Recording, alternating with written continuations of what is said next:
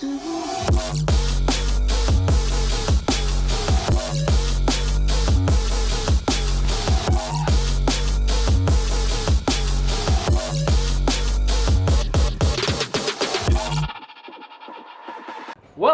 to SR Channel.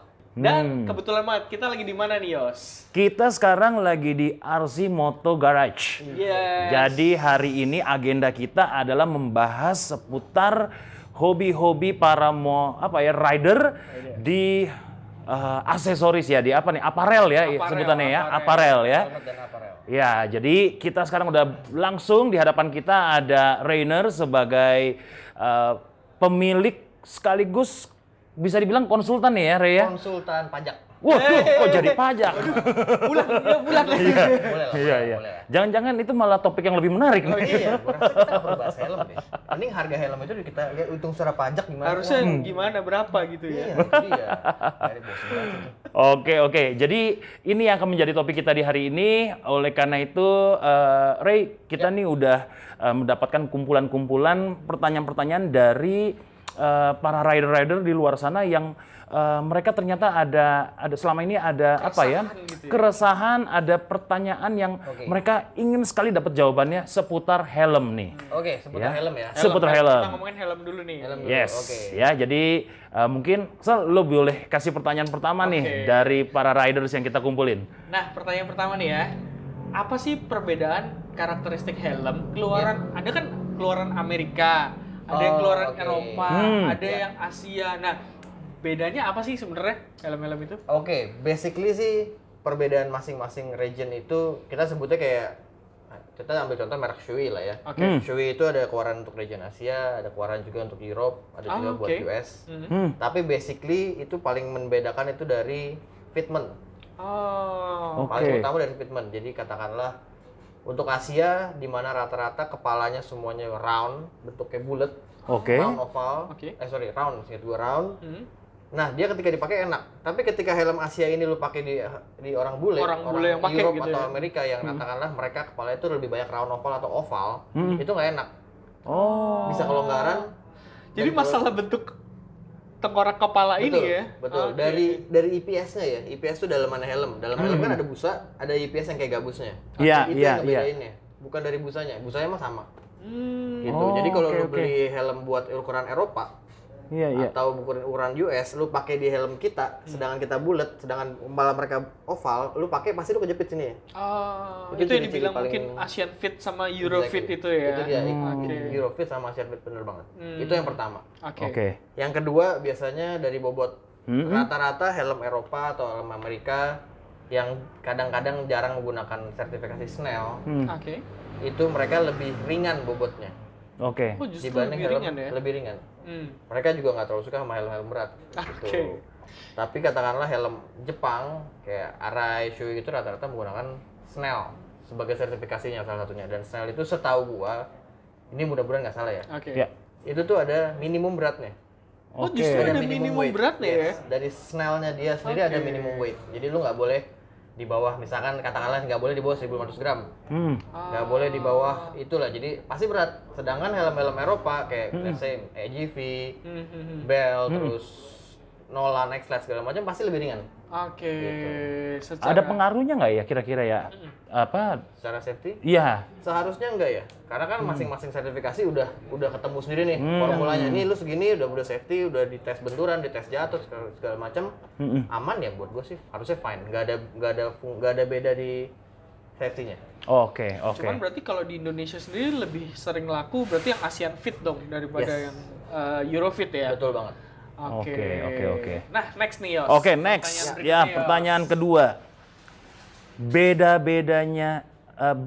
sertifikasi SNI Snell tadi udah disebutin ya. Itu apa sih? Karena kan kita lihat semua ada tuh di helmnya. Nah, itu. Untuk itu secara gua kan bahas lebih secara global aja ya. Iya. Tapi secara detailnya lu bisa baca karena di web udah banyak banget. Yang pasti itu kalau pertama SNI itu kan standarnya nasional Indonesia ya. Gue juga belum tahu secara detail pengetesan SNI seperti apa. Gue belum lihat secara langsung. Tapi kalau pengetesannya yang itu gue sempat main ke pabriknya Arai. Dia harus ada jatuh dari ketinggian 6 meter kalau nggak salah atau 8 meter. Wow. Nah, salah satu yang paling membedakannya itu, misalkan Snell. Snell tuh adalah Memorial Foundation gitu loh. Jadi dia memang perusahaan yang bergerak di bidang ini, dan dia namanya Snell pun diambil dari, gue lupa, korban kecelakaan yang emang karena helmnya itu nggak certified atau apa. Oh gitu. Oh, Jadi itu correct me if I'm wrong ya. Iya. Mudah-mudahan ya. Jadi Jadi bisa dibikin tulis lah. di komen ya kalau ada yang tahu, oke. boleh tuh. Lu dibikin foundationnya itu supaya pengetesannya itu lebih teruji semuanya helmnya. Oke. Gitu. Jadi dan dia paling, setahu gua dia paling susah. Snell itu Untuk justru tembusnya paling itu susah. paling Oke. Misalkan kalau pakai ECE atau DOT, itu ketinggiannya lu jatuhin cuma dari 6 meter. Snell itu bisa 8 meter. Oh, justru Lebih paling kuat. safety-nya sebenarnya di tingkat Snell Di itu. tingkat Snell itu, dan makanya setahu gua itu cukup pricey sih kalau lu mau dapetin sertifikatnya. Untuk sebuah pabrikan helm mau ada sertifikasi itu ya. Oke. Sedikit lebih pricey. Setahu gua itu. Cuman banyak nggak sih helm-helm yang dijual di Indonesia ini bersertifikasi Snell itu? Gitu?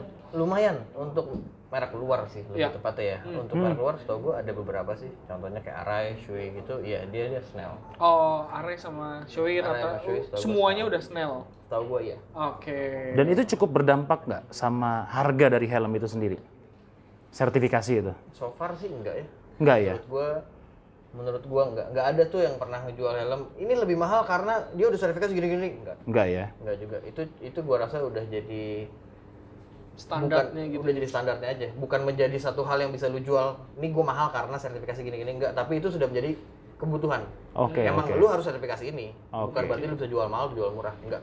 Oke. Memang- Kalau posisinya SNI sendiri berada di mana nih kira-kira nih? Kalau itu gua nggak berani jawab nih ya. Tapi yang pasti kita ngikutin arah perintah aja deh. Oke. Apapun yang gue jual di sini pun juga, let's say helm luar pun, brand luar pun, gue tetap mengikutin yang yang SNI. Tapi harusnya mungkin tetap standar kita pun juga secara lokal udah oke lah ya. Udah oke, seharusnya sudah oke. Karena contoh helm lokal yang udah naik kan kayak KYT, Ya. NHK, itu kan juga sudah masuk kancah internasional kan. Ya. Masuk Oke. Moto2, Moto3, MotoGP bahkan. Jadi harusnya oke. Ya. Ngomongin tadi soal helm lokal, pas banget nih. Pertanyaan nomor 3, itu kita lagi ngomongin soal helm lokal. Nah, helm lokal kan banyak yang lagi ngedunia. Nah, ada saran nggak untuk tips memilih helm lokal nih? Berhubung gua nggak terlalu paham tentang helm lokal, Ya. gua di sini cuma jual lebih ke KYT dan itu pun yang prime top class-nya, Oke. yang Oke. untuk balapnya. Jadi yang bisa gua jelaskan mungkin carilah merek-merek yang emang udah certified aja.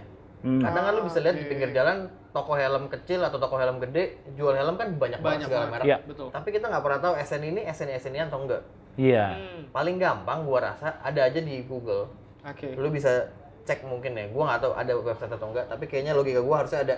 SNI-nya pasti ada kan di website Pendaftarannya Iya. gitu pendaftarannya. ya. Lu cek secara aja brandnya ya.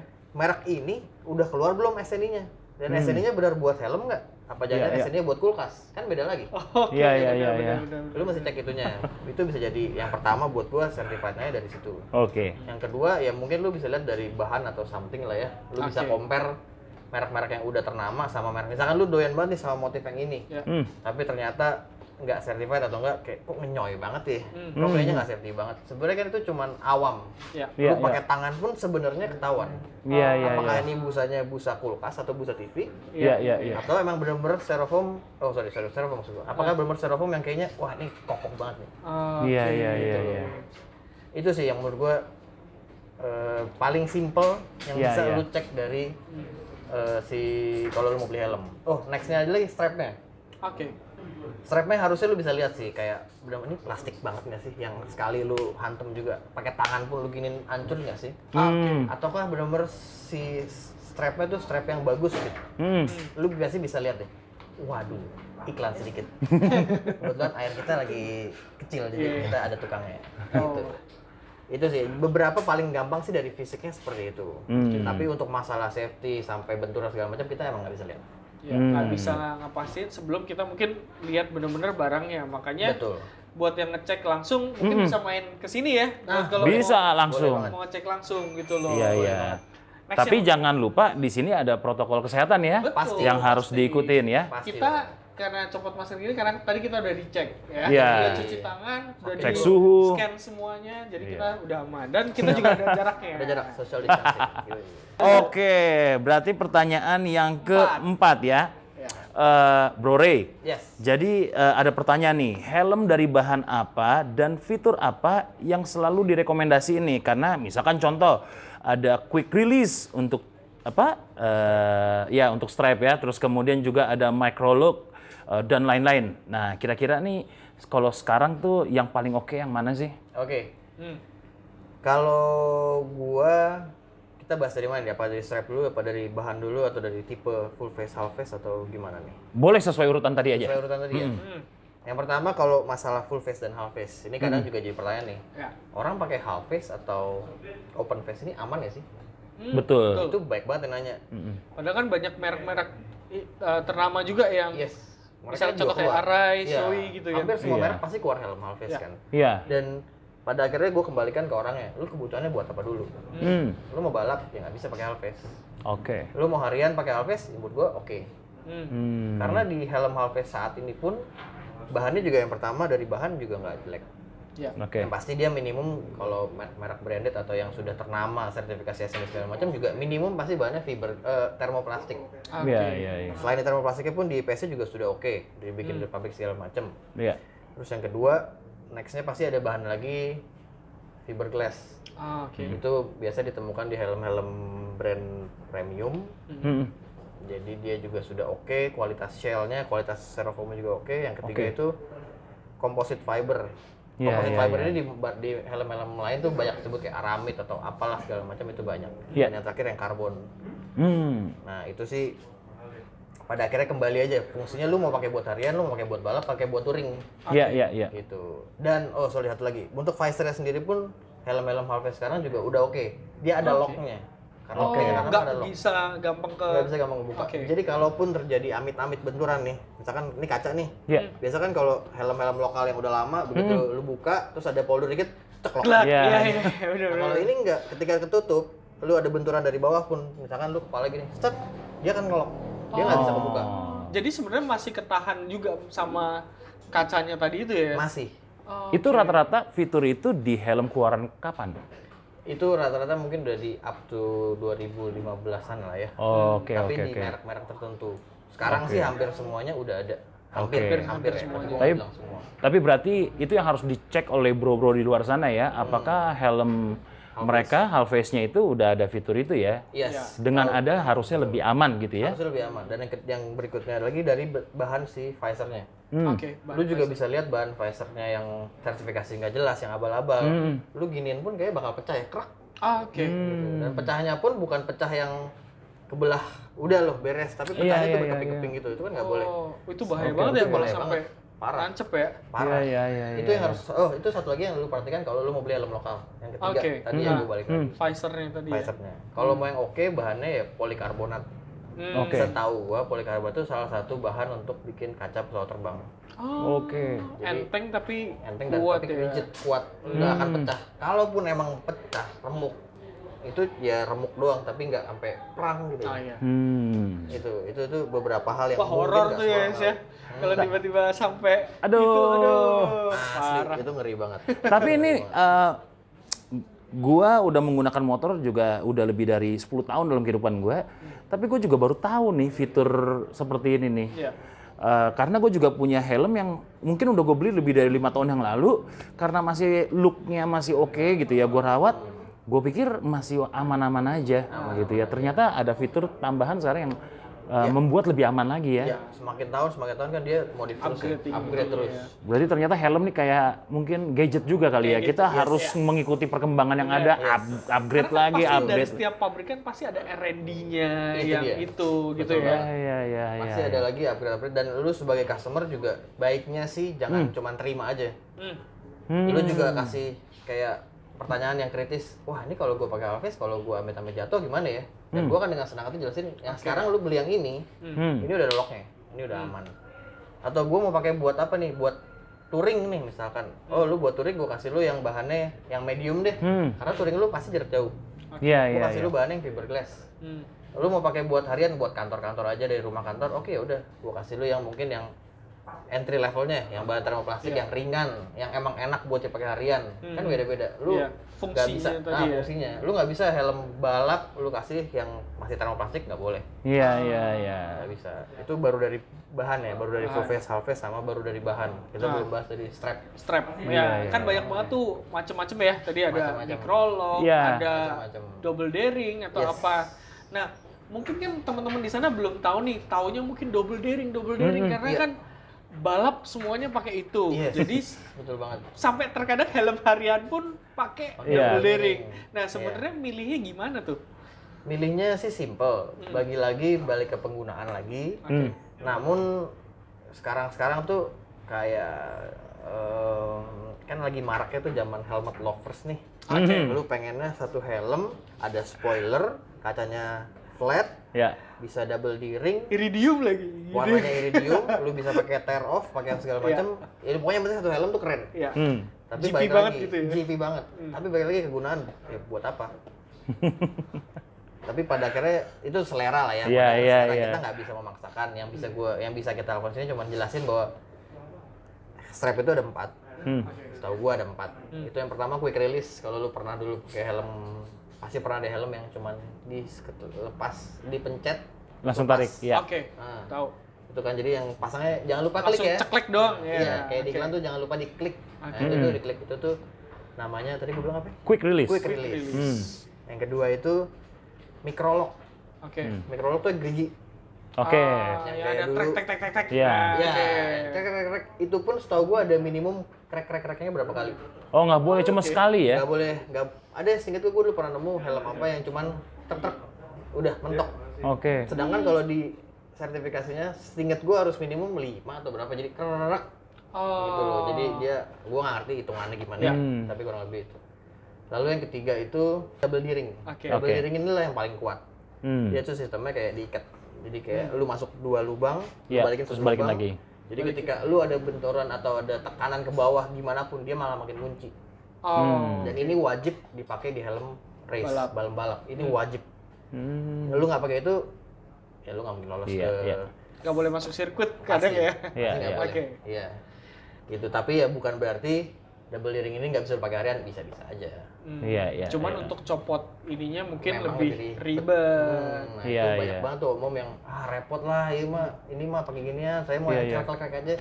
Ya nggak salah juga sih. Tapi coba koreksi ya. Terkadang setahu gue nih, ada helm-helm yang tipenya sama, tapi dia dari pabrikannya ada yang keluar double D-ring, ada yang keluar microlock juga. Oh betul. Lagi-lagi itu balik ke region nih. Seperti contohnya Shui Neotech Asia itu setahu gua double D-ring. Tapi malah Neotech yang di Amerika atau di Europe gua lupa, itu malah microlock. Iya. Sebenarnya safety-nya untuk kita bilang itu beda banget nggak sih gitu loh? Enggak sih. Krusial banget nggak untuk? Menurut gua nggak, karena kan dia nggak pakai buat balap ya, buat touring. Paling parah juga buat touring. Jadi dan dia pasti sudah mempertimbangkan si microlock itu safety. Iya. Oh, satu lagi yang pasti kalau lu beli helm apapun dari Singapura, pasti dia double D-ring. Pasti ya? Pasti. Lu mau beli helm entry level, lu mau beli middle, lu mau beli top class, pasti semua double D-ring. Itu peraturan negaranya. Harus double D-ring. Gitu. Jadi beneran safety banget ya? Bodoh amat itu mau ribet mau enggak. Maksudnya gini kan, enggak cuman jadinya gaya-gayaan doang nih. Betul. Untuk memilih strap atau memilih bahan gitu ya. Terus tipe helm nih. Tipe ya, bukan merek ya. Yang mungkin dipakai untuk kegiatan harian tuh, pilihnya seperti apa? Weekend buat mejeng-mejeng doang atau yang touring nih? Tipe. Kita ini menarik nih. Kalau nanya gue pribadi, gue selalu pecintanya helm full face. Full face ya? Iya. Gue pakai half face kalau cuman jarak deket. Misalkan gue mau ke warung, beli makan, beli warung, ke warung. Beli warung. Beli warung. Gue kalau beli makan, emang pengen beli snack, kadang gue beli warung sih. Warung-warungnya lo beli. Berapa mas? 2.000. Oh, maksud saya semua. Satu warung ya. Gue kadang-kadang pakai half face kalau untuk itu. Buat jarak jauh, gue rada jarang. Gue lebih percaya, ini kepercayaan gue aja, gue pakai full face aja deh. Full face. Karena gue dulu pernah. Ada kejadian? Pernah. Jadi di Bandung dulu, ini sedikit flashback. Yang membuat gue akhirnya berpikir gue pakai half face aja deh, full face aja deh. gue pulang kantor, gue balik ke kosan dulu di Bandung, tiba-tiba gue melek, gue di rumah sakit. Jadi gue nggak tahu gue sebenarnya kenapa. Oke. Gue benar-benar nggak tahu. Pingsan gitu sampai. Iya. Oke. Gue nggak tahu apakah gue pingsan sebelum nabrak atau pingsannya setelah nabrak, gue nggak tahu. Jadi gue benar-benar udah black out aja, bangun-bangun lagi mau di CT scan kayak, hah? Kenapa nih? Oke. Oh, mau di CT scan. Hilangnya lama tuh. CT scan. Buat apaan? Terus tidur lagi. Bangun-bangun, teman-teman gue udah samping. Gue kenapa nyet? Gue nggak tahu. Dan gue liat helm gue masih ada foto sih. Helm gue udah babak belur lah. Untung pakai arai waktu itu. Tapi model Modelnya yang tour cross yang supermoto. Jadi pas gue bangun, gue dikasih lihat foto helm gue udah acak adut deh. Tapi visornya nggak pecah. Visornya tuh cuman kayak plastik lu panasin, cuma gitu doang. Tapi nggak pecah, nggak gimana. Itu yang tadi gue bilang kenapa visor salah satunya yang penting. Oke. Jadi kayaknya nancep deh kemana gitu, tapi nggak pecah atau nggak apa, jadi aman. Terus Oke. si sininya juga shellnya kayak ke bacok, potek dikit gitu. Oh iya, boy kenceng banget dong tuh Kayaknya jatuhnya. kenceng deh, tapi kan berhubung gua nggak nyadar ya oke lah. Terus gua kebetulan pakai laptop belakangnya, bawa laptop. Jadi kayak semacam back protector. Gila sultan banget. Laptopnya penyok Pak, sampai udah begini kayak anjing, laptopnya penyok, berarti kan kenceng kan. Itu gua juga mikir Yang lain pakai back Itu protector, dia pakai laptop laptop. ROG lagi. Oh. Itu laptop murah sih, tapi untung banget untung banget. Karena laptopnya penyok. Jadi gue dari situ mikir kayak, oh lu back protector pun juga sebenarnya salah satu faktor penting. Iya. Gitu. Itu dari gua full face. Tapi half face pun juga nggak masalah. Selama half face-nya half face beneran ya, jangan half face abal-abal yang tadi kita bahas di awal, nggak sertifikasi dan lain-lain. Iya. Tipe Lu ya. buat harian itu oke lah, buat pakai full half face gitu kan, lebih nyantai juga. Buat ke kantor, atau buat ke sekolah gitu ya. Betul. Kita di sini mengasampingkan faktor X ya. Jadi yang kita anggap, oh gua tahu kemampuan naik motor gua segini, gua nggak akan ngebut, gua nggak akan gimana, jadi gua pakai half face buat gua aman ya oke. Ya. Oke. Tapi kalau lu bawa motornya ugal-ugalan, emang lu doyan ngebut, lu doyan high speed, ya lu hargain lah diri lu sendiri, jangan pakai half face. Oke. Wah, Jadi itu pada akhirnya balik ke lu. Ya. Gitu. ya, itu pesan penting banget tuh ya. Iya. Mungkin lu yakin kan dengan skill lu, lu nilai diri lu oke, lalu oke lah lu pakai half face atau gitu. Jadi bukan masalah cuman soal gaya-gayaan doang ya. Bukan banget. Terus kalau lu mau touring, ya better lu pakai full face atau enggak pakai yang modular gitu kan. Memang disediakan nama helmnya kan yang modular supaya lu lebih nyaman, lebih kena angin atau lebih terbuka buat nanti ketika jalan kosong. Bukan buat ngerokok ya. Oke. Iya. Banyak kan yang gue nyari yang modular dong biar bisa ngerokok. Nggak bisa. Toh juga sekarang ada peraturannya kan, lu ngerokok di jalan nggak boleh. Iya. Gitu. Dan terakhir ya lu sesuaiin sama kenyamanan. Menurut gue itu yang paling penting. Oke. Kenapa ini di belakang ini tadi lu sempat tanya gue kenapa pada akhirnya lu memilih helm merek A, merek dari Jepang yang A gitu. RAI gitu. Iya, yang A belakangnya ada RAI. Kenapa lu nanya kenapa itu, dan gue jawab pada akhirnya gue balik situ karena menurut gue itu paling nyaman. Even though itu lebih sedikit berat dari yang lain. Oke. Tapi pada akhirnya balik ke gue nyaman pakai itu dibanding gue ngikutin, wah pakai yang mereknya 3 huruf ini aja nih, ini paling keren, paling ringan, tapi buat gue gak nyaman. Buat apa? Benar. Gue orang yang basicnya gue suka, gue nyaman, baru gue pakai. Gue nggak bisa lihat dari bentuk atau dari. Jadi buat milih helm-helm kayak gitu mungkin jangan ngikut-ngikut temen kali ya. Iya, Lo harus bener-bener tahu ketika milih helm itu seperti dia. apa, fiturnya seperti apa. Betul. Iya. Nah, itulah alasan gue kenapa akhirnya gue ngebentuk si RC ini, karena gue pengennya orang bisa nyoba dulu sebelum beli. Betul banget. Gue soalnya dulu beli kayak ginian dengan cara yang cukup ribet. Gue beli, gue gak punya referensi. Dulu kan referensi ribet banget kan, pas zaman 2009 gitu. Ternyata dulu gue pakai L. Setelah gue ukur sendiri, gue belajar, oh ternyata gue M. Oke. Terus ada banyak juga orang datang, gue pakai XL, gue mau XL. Tuh, ukur dulu ya Pak, ternyata size-nya S. Itu kan juga salah kan, dan itu juga sangat mempengaruhi di bidang safety-nya. Oh iya. Lu bayanginnya, lu pakai kepala lu sebenarnya kecil, tapi lu diselimutin sama helm yang gede. Ketika lu terjadi benturan, amit-amit gitu ya, kepala lu tuh akan kekoplak 2 kali. Udah sama aspal, bentur, sama helm juga, jadi menurut gua akan lebih bahaya. Dibanding, makanya pembalap selalu pakai yang bahkan setahu gua ada yang downsize, karena mereka kan juga pakai cuma 20 menit kan, 30 menit. tapi emang tight, super tight. Jadi ketika lu kebentur ya udah lu cuma satu sama helmnya. Helm lu gak akan kemana-mana, lu gak akan koplak-koplak, lu akan steady. Iya, iya. Itu juga alasan kenapa gue selalu wajib ngukur helm. Iya, iya. Ingat ya, nggak cuma sekedar jualan nih, mikirin dari customernya untuk pilih helm yang terbaik, yang paling cocok gitu ya. Iya, iya. Ini sih menurut gua ini keren banget kalau sampai kita bisa datang ke sebuah toko helm ya, itu ada apa ya? Ada satu bentuk konsultasi yang kita bisa lakukan. Jadi benar-benar kita Ada servis lebih lah ya. iya, kita benar-benar nanti akan mendapatkan produk yang paling sesuai, helm yang paling sesuai gitu ya, dengan kebutuhan, dengan gaya bawa motor kita dan segala macam ya. Ini penting banget. Mungkin nih masih di pertanyaan yang sama, di topik yang sama, ada satu yang gue pengen tanya nih Bro Ray.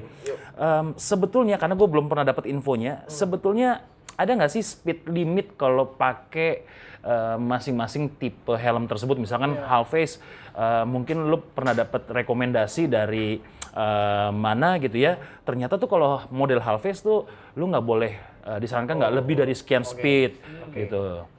Gua jujur untuk hal itu gue kurang tahu. Tapi yang pasti yang seinget gue adalah kalau helm buat balap, dia memang bisa menampung atau bisa apa bahasanya ya? Ada maksimum benturannya itu di kecepatan berapa itu dia ada. Ada ya. Setahu gua ada. Jadi helm yang dipakai Marc Marquez itu Shoei yang X14 atau X Spirit 3 itu memang dia didesain untuk kecepatan lu bisa sampai 300 km per jam. Kalau lu sampai kena benturan di kecepatan segitu, lu masih oke. Tapi kalau yang lainnya gue jujur kurang tahu. Tapi logikanya ada ya. Ya harusnya sih kayaknya ada ya, makanya gue juga jadi penasaran karena nggak pernah dapet infonya tuh. Karena sebagai contoh gitu ya, ada kejadian kita dulu touring, ada temen yang memang dia menggunakan model half face yang retro ya, gitu ya. Karena dia mencoba mengimbangi speed teman-teman yang pakai full face, ternyata begitu dia di perjalanan, dia suka kena kerikil terbang ya, iya kerikil terbang segala macam, dan itu yang dia nggak perhitungkan. Ternyata potensi kerikil terbang itu lebih berbahaya juga dengan speed tertentu. Mungkin kalau kita hanya dalam kota kan nggak terlalu ini ya. Nah, jadi penasaran dengan background itu ada nggak sih sebetulnya, sehingga itu juga menjadi sebuah referensi buat kita ya kalau kita touring sama grup yang tukang ngegas gitu kan, kita better jangan deh gitu ya, kecuali kalau tim santai gitu kan. Betul. Pada akhirnya tetap balik ke lu juga sih, lu yang tahu teman lu touring lu siapa, speednya berapa, kemampuan lu motor gimana, ya lu sesuaikan lah. Tapi udah full face sih menurut gue ya udah paling menjawab semua ya. Menjawab. Iya. Panas dikit ya udahlah. Toh naik motor juga adem. Adem di badan sih ini kadang-kadang ya memang. Iya sih. Kan helm half face gue nggak laku. Oke. Oke kok. Oke, kita next question nih ya. Yes. Ada tips nggak Bro Ray dalam memilih helm ya selain yang layak dipilih untuk artinya gini supaya collectible lah. Misalkan apakah dari brand, apakah dari grafisnya gitu kan, karena betul kadang-kadang ada orang-orang yang juga berharap mungkin nih suatu saat bisa menjadi nilai yang tinggi gitu kan. Investasi kadang-kadang. Nah, ada nggak nih tips-tipsnya? Tapi investasi yang dimaksud di sini sih nggak kayak lu beli Hermes yang bisa naik gimana-gimana ya. Gue baru belajar dari bini gue juga lihat, ini bisa buat investasi. Tapi harganya mahal gitu. Nggak mungkin lah. Intinya helm nggak akan bisa segitunya. Kecuali mungkin lu dapat punya helmnya almarhum Hayden, di tanda tangan dia dengan ada fotonya, terus ternyata ada aja yang mau beli nih, wah punya Hayden nih kolektor dibeli 100 juta, ya itu mungkin. Tapi jarang. Memang tidak ada harga pasaran yang pasti gitu ya. Nggak ada. Semuanya gelap. Tapi yang memungkinkan buat dikoleksi. Tadi jawaban gue untuk investasi itu ya, gue nggak tahu bisa benar-benar investasi atau enggak. Tapi yang pasti kalau lu mau koleksi itu bisa. Yang pertama dari yang limited edition, kayak AGV, let's say AGV Rossi, hampir semua replika Rossi itu limited edition. Satu region rata-rata cuma 2.000 sampai 3.000. Satu region ya, bukan satu dunia. Tipe tapi, yang tertingginya atau yang yang pistanya ya. Rata-rata limited edition tuh keluarnya di versi di top class-nya rata-rata. Terus yang kedua ada juga yang limited edition cuma 300 pieces worldwide, sedunia ada juga. Oke. Itu yang pertama, yang kedua yang bisa dikoleksi mungkin itu. Oke. Yang ketiga mungkin kayak tipe-tipe seri-seri yang bukan replika pembalap, tapi yang keluar cuma setahun sekali. Contohnya kayak Ara yang Ayom Titi, Isle of Man, Ya, itu setahun cuma sekali. setahun cuma sekali. Jadi tahun depan berubah model lagi. Itu mungkin boleh lah dikoleksi. Apalagi punya serinya gitu ya. Itu dia. Terus sekali jual kan, nih gue jual ke 10 tahun seri Ayom Titi, mungkin ada yang mau beli 200 juta gitu kan mungkin. Mungkin.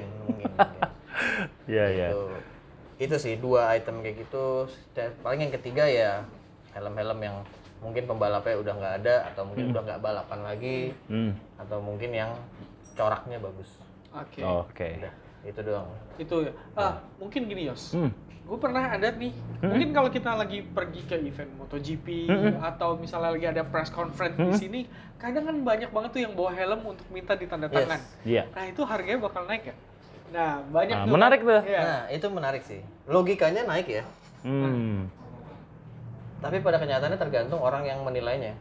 Kalau gue dapat tanda tangan, misalkan, ini helm gue jual tanda tangannya Marquez, ya gue bukan fansnya Marquez. Ya buat gue helmnya sama. Kecuali nih ada helm tanda tangannya Casey Stoner. Ini nih. 10 juta pun mungkin gue beli. Gitu. Tapi memang Casey Stoner udah punya. Oh, udah. Oke. Kebetulan udah punya. Dan tapi pada akhirnya itu gue rasa memang bisa naikin value. Pasti bisa. Iya. Apalagi dengan helm yang tepat, event yang tepat gitu ya. Iya. Bisa banget. Oke. Bisa banget. Sama tergantung helmnya ya. Kalau helmnya zaman kuda pun kondisi udah jelek tapi ada tangan, kayaknya susah ya. Iya. Oke. Menarik. Nih. Nah, gimana cara memilih helm yang paling tepat di situasi sekarang kan kita kebanyakan beli lewat e-commerce, ya kan? Sehingga kita tidak bisa cobain dulu, khawatir nanti kalau nggak cocok gimana gitu kan? Ada tipsnya nggak tuh? Itu pun menjadi PR gue kemarin sih, ketika pandemi ini kan kita 2 bulan juga tutup. Tiba-tiba gitu ya? Tiba-tiba semua tutup dan penjualan helm pun juga menurunnya drastis. Salah satu alasannya mungkin karena yang lu bilang tadi. Tapi gue ngakalinnya gini, yang pertama gue ngakalin lu harus tahu ukuran kepala lu. Oke. Ukuran kepala tuh bagian mana nih? Di bagian sini. Lu bisa lihat di bagian sini. Ada sih panduannya di Google, lu bisa lihat head measurement atau lu cek ukuran kepala, itu pasti ada caranya. Lu cuma tinggal ukur aja seputaran gini, berapa senti. Itu yang harus gue tahu yang pertama. Yang kedua, kalau lu udah tahu itu, gue akan nanya lu kacamata atau enggak. Penting juga ya. Kan penting juga, karena ada helm-helm yang glasses fit. Ada helm-helm yang memang tidak didesain untuk berkacamata. Lalu yang ketiga itu, lu maunya nyari helm apa? Merek apa? Karena beberapa merek ada aja yang upsize. Gitu. Nggak semua helm true size. SML-nya beda ya. Beda. Dan ada juga yang kayaknya downsize juga ya. Jadi misalkan ternyata ketika misalkan gue biasa pakai XL gitu ya, ternyata di helm itu gue pakai XL super sempit gitu, gue harus naik. Itu upsize berarti. Itu rata-rata terjadinya karena helm yang lu pakai upsize. Bukan helm lain yang downsize. Iya, maksud ya oke. Karena gue jarang nemuin helm, hampir nggak pernah mungkin downsize. helm yang downsize itu jarang. Biasanya upsize. Biasanya upsize. Katakanlah Arai Shoei itu selalu true size, normal size, LS2 itu upsize. Iya. Bell juga ada beberapa tipe upsize. Nah, gue nanya itu dulu. Mereknya itu ya. Yang kelima, comparable-nya lu sebelum udah pernah pakai apa? Kalau lu pakai Nolan, misalkan gue pakai Nolan biasa selalu M. Let's say dia ukurannya udah tepat ya. Ukurannya udah M. Oke, lu maunya sekarang di helm apa? LS2. Oh iya deh, gue rekomend lu ke L. Tapi kalau misalnya bilang gue pengen belinya yang next-nya adalah AGV. Oh ya lu stay di M aja deh. Tetap di AGV M aja. Atau AGV, balik lagi satu lagi, nambah lagi yang keenam, lu nyarinya yang Europe size. Atau yang Asian fit. Europe fit atau Asian fit. Kalau lu mau beli yang AGV yang Europe fit, oh ya lu upsize. Pernah nggak sih ada yang pembeli e-commerce sampai dia kirimin fotonya nih bentuk kepala gua kayak gini nih? Ada, tapi itu tangan. Itu dia beli glove. Mas, glove tangan saya segini pakai ukuran apa? Padahal harus diukur ya. Itu dia. Emang gue cenayang, bro. Wah, saya bukan dukun, saya nggak tahu. Kalau muka mungkin masih lebih kelihatan ya, ini kan. Dia kirim proporsi badan. Gue inget, dia pernah kirim satu badan. Mas saya pakai helm saya apa? Wow. Akhirnya gue bilang ukuran dulu deh, saya nggak bisa tahu. Iya. Itu semua ya, nggak cuma helm ya. Nanti kalau someday kita bisa bikin diundang podcast lagi, kita bisa bahas glove atau jaket itu semua pun ada ukurannya. Pasti. Nah, buat teman-teman nih, sekalian nih komen kalau kalian pengen tahu lebih nih barang-barang yang lain yang ada di RC Moto Garage ini, karena ada banyak banget nih, ada gloves, ada jaket, ada sepatu, macam-macam ya. Macam-macam. Jadi komen di bawah. Nanti pengen nggak dibikinin episode berikutnya? Lu pengen? Pengen. Oke, next. Pertanyaan berikutnya. Tadi kan kita bicara mengenai ini ya. Gimana cara milih helm yang cocok buat kita. Tapi kan gini, ini pertanyaan sebetulnya berhubungan dengan berikutnya lagi. Sekarang kan bentuk kepala para riders ini kan beda-beda. Bisa jadi ketika kita memilih helm udah sesuai dengan lingkar kepala kita, tapi tetap nggak nyaman pas dipakai. Mungkin karena ada yang pipinya tembem, ada yang dia ternyata lingkar rahangnya lebih besar bahkan daripada lingkar kepalanya gitu kan. Ada nggak sih artinya referensi gitu ya bahwa brand ini tuh lebih cocok yang mungkin buat kepala yang lebih lebar. Kalau brand ini lebih cocok buat yang lebih ramping lonjong, gitu ya, lebih lonjong. Nah itu ada nggak? Adanya lebih ke arah bentuk shell. Oke. Shellnya. Jadi misalkan kita badannya kecil nih, customer badannya kecil, dia pasti pengen nyari helm yang kecil juga dong, yang sesuai dengan proporsi badan. Kayak toge kalau nggak toge. Kayak misalkan lu badannya kecil terus lu pakai helmnya Scoobert atau helmnya Shoei atau EGV itu kan kayak gede banget. Gue biasanya kayak gitu rekomennya ke arah ya. Tapi kalau dari spesifikasi helmnya kayak dia pipinya terus segala macam, gue rasa sih sedikit ya yang bisa ngikutin kayak gitu, hampir nggak ada. Itu bener-bener balik lagi, semua helm lu ukur cuma dari sini. Lu nggak bisa ukur dari pipi. Jadi pipi itu nasib ya udah ya. Pipi itu nasib. Dan lu paling nggak boleh pipi lu tembem nih, misalkan orang rada gemuk. Wah mas, saya harus upsize. Upsize kenapa mas? Karena pipi saya itu resiko. Itu sama kayak lu pakai jaket. Jaketnya kegedean karena lu mau excuse perutnya. Betul. Sedangkan ketika ininya udah muat, sininya pasti gombrang. Nah, tapi kebetulan soal helm nih, kan busa chickpad ini kita bisa beli dong. Itu dia. Nah, solusinya bisa digituin. Oke. Lu bisa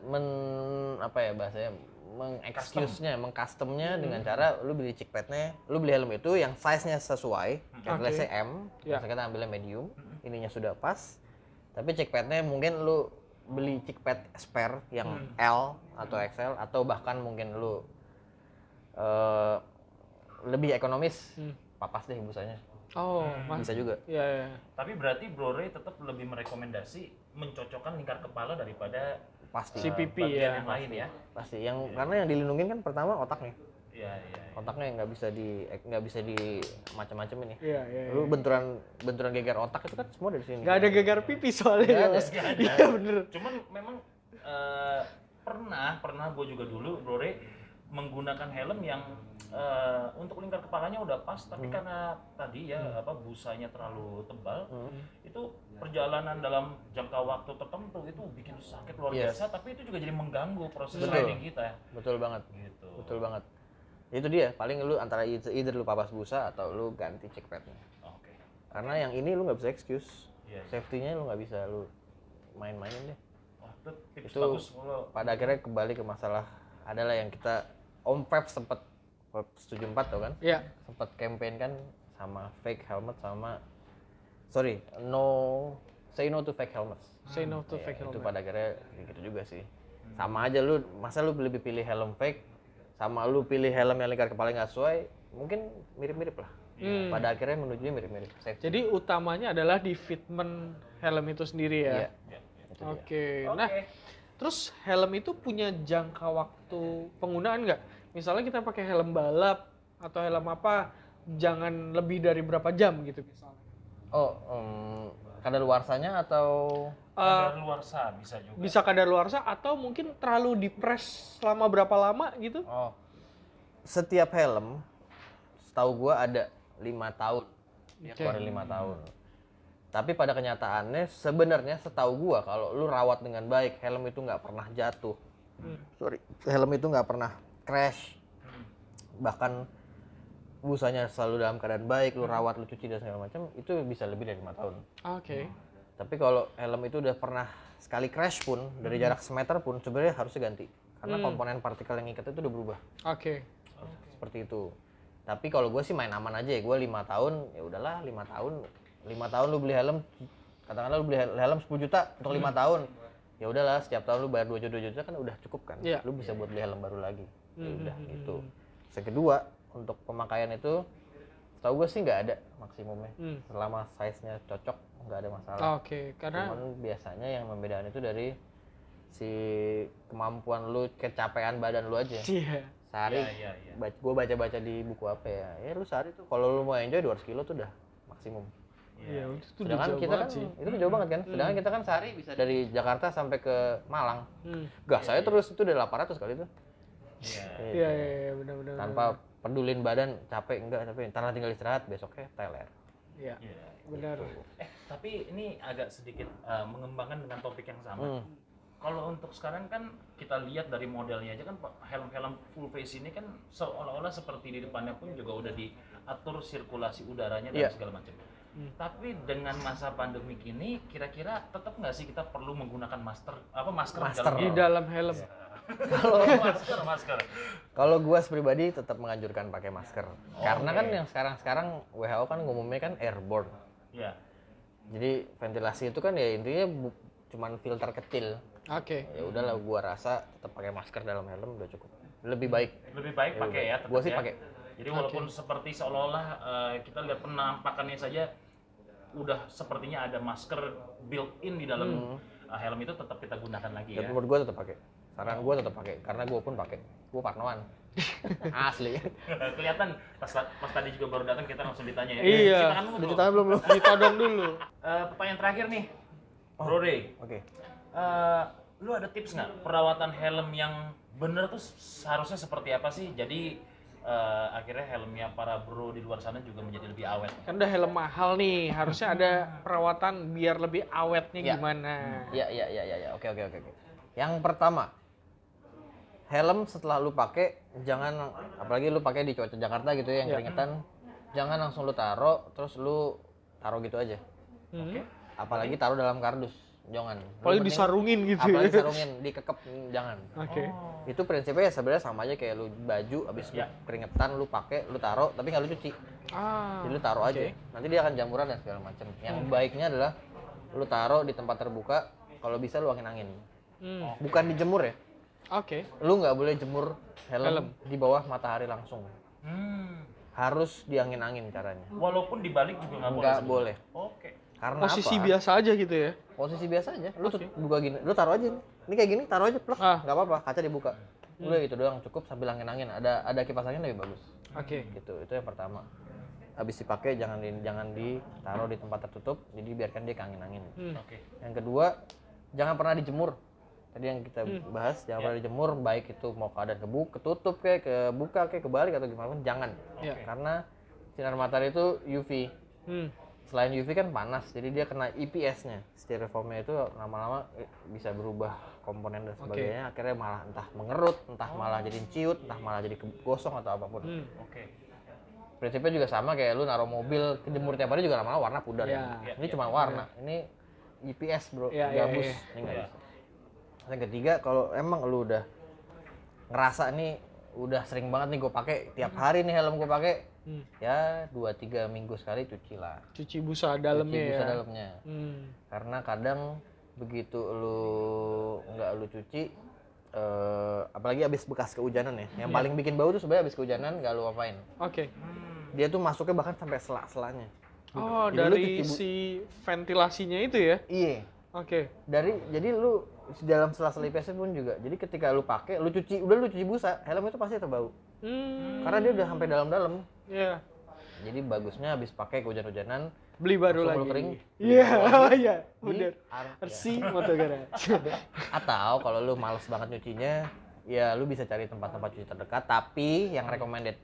Jangan yang cuman 2 jam kering atau bahkan 1 jam kering. Itu Oke. sih udah pasti. Boleh nggak sih Hampir di hair jadi dryer pastikan. gitu? Nggak boleh ya? Sama aja kayak kena panas matahari. Oke, nggak boleh. berarti angin biasa aja gitu Angin ya? biasa aja.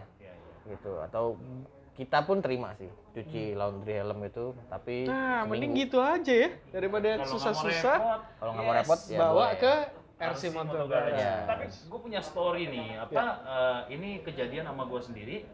Gue pakai helm warna hitam Dove, pas lagi ngelewatin daerah Antasari, itu ternyata dari flyover ada tetesan air. Terus yang kejadian, gue nggak langsung lap sampai dia mengering sendiri. Begitu sampai di rumah, gue lihat ternyata udah menjadi flek Udah ya? flek. Ya. Udah Iya. flek jadi putih-putih bekas tetesan itu. Putih-putih, paham dong. Iya. Ya kan? Yosilex Flek dari putih. mana? Aduh, Iya. iya. Kita lanjutkan. Iya. Nah itu udah gue bersihin sendiri, gue coba gosok pakai ini itu, beli beberapa obat anti jamur juga, ternyata nggak berhasil. Oke. Terus akhirnya gue udah mulai putus asa, udah mulai capek juga, tapi sayang kalau sampai nggak bisa dipakai lagi karena itu helm baru 2 kali gue pakai. Iya. Iya baru 2 kali gue pakai, harganya juga Lumayan. gitu ya. Jadi akan sayang banget kalau akhirnya cuma gue keep doang. Akhirnya gue kontak nih Bu Rainer nih, gue Ya. kontak dia bilang bawa aja ke RC Motor Garage. Itu cuman berapa hari ya ada di Nggak sini? nyampe Ya? sehari. Lu taruh siang, malamnya lu bilang ini udah bersih, lu ambil aja. Iya dan udah bersih, gue nggak tahu diapain sama dia gitu ya. Tapi udah nggak ada sama sekali bekasnya. Berarti Keren pengalaman Terima kasih. oke ya di sini Iya, berarti iya. ya. Ini gue ngomong gini nggak dibayar, nggak dapet sponsor apapun, nggak di endorse ya. Tapi itu benar-benar pengalamannya. Pengalaman. Terima kasih. Ya. Nah, mungkin ada tips nggak bedain untuk helm glossy sama helm Dove tuh? Kan ada 2 Oh. tipe cat Oke. itu tuh. Oke, untuk helm gloss dan Dove itu sebenarnya perbedaannya hanya di perawatannya aja. Ya. Ketika lu helmnya orangnya cukup rapik, cukup apik, lu oke lah pakai helm Dove. Justru lebih susah ya Dove itu ya. Itu lebih susah ngerawatnya. Oke. Karena begitu lu pegang pun kadang nyeplak, apalagi kalau Dove warna terang. Lu pegang nyeplak atau lu ketika lu jarak jauh kotor dikit nggak lu lap. Iya. Jadi kan gitu terus. Iya. Pada akhirnya solusinya cuma tinggal dipoles lagi. Bisa sih, nggak masalah sebenarnya. Oke. Asal lu mau keluar duit, lu bisa poles, lu tahu tempat poles yang oke atau lu poles sendiri, pasti bisa balik normal. Oke. Kecuali putihnya putih yang benar-benar putih, terus kotor, lu nggak bisa balikin tuh jadi Wah, putih apa semua. tuh, Rey? Jarang. Paham ya? Iya. Itu nggak bisa, itu nggak bisa. Cat, teman-teman cat tembok nggak bisa. Susah ya. Nggak bisa. Kalau untuk gloss lebih mudah karena begitu lu lap pakai obat yang ringan pun, dia akan langsung kembali ke semula. Ah, oke.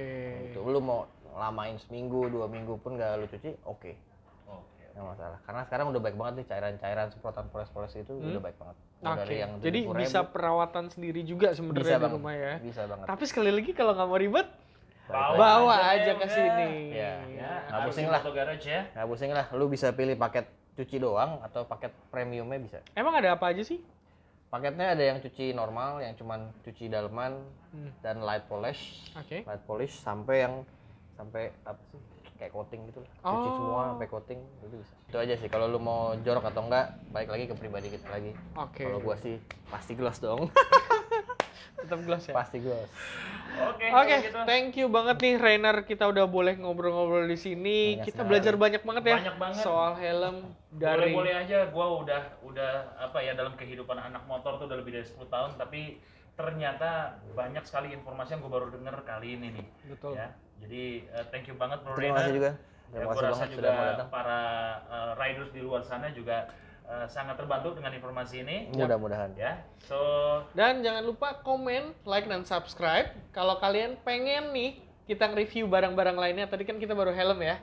Nanti kita bakal nge-review gloves atau nge-review jaket, masih ada riding apparel yang lainnya. Tulis komen di bawah, share ke teman-temannya, kasih tahu mau nggak kita bikinin video berikutnya. Oke? Jangan lupa follow juga. Mungkin nanti ada Instagramnya. Instagramnya ada RC_motogarage. Oke. Itu yang link Ada line-up online store-nya juga ada Banyak. ya. Nanti kita tulis ini bisa nggak? Tulis. Oh ya, Ada bisa di sini muncul. gitu. Editor kita nanti Iya. munculin di sini. Gue mau di sini sama yang sini. Wadah. Biar repot. Iya. oke kalau gitu. Oke, thank you banget. Jangan lupa untuk selalu belajar terus and always safe ride. Yes. kasih.